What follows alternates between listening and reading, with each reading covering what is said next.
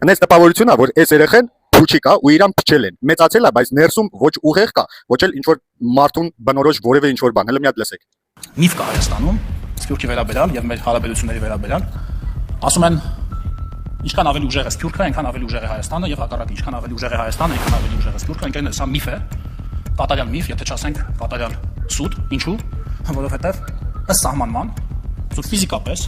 Սփյուռքը ժամանակի ընթացքում կարող է հզորանալ միայն ու միայն Հայաստանից նոր արտագաղթի ալիքների։ Բնատուր այս տգետը շատ բաներ խառնում է իրար։ Նա ասում է, որ Սփյուռքը կհզորանա Հայաստանից էլ ավելի մեծ արտագաղթի դեպքում։ Սա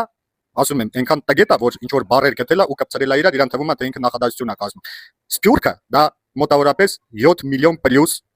քանակի հայ մարդիկ են, դա մեկ։ Երկրորդը հզոր Սփյուռքը, դա Շարլն էր, որը որ չկա, դա Քրքորյանն էր, դա այն մեծերն են, ովքեր որ ապրել են, ապրում են ու անում են ամեն ինչ իրենց հայրենիքը, մայր հայրենիքը հզոր պահելու համար։ Այդ տխմար, այլ ոչ թե գլխականակն է։ Օրինակ քո նման եթե մի 50 միլիոն Հայաստանից արտագաղթեին, դա էական տարբերություն չէր տա։ Ընդամենը ոչխարների քանակը կշատանար օտար ամայի ճամփեքի վրա։ Այդքան բան։ Սրան չի կարելի խոսքի իրավունք տալ, սա իրավունք չունի խոսելու ու օրը կգա, սա կլռի ու կլռի ինձ, որ պատմելու չէ ու բացատրելու չէ։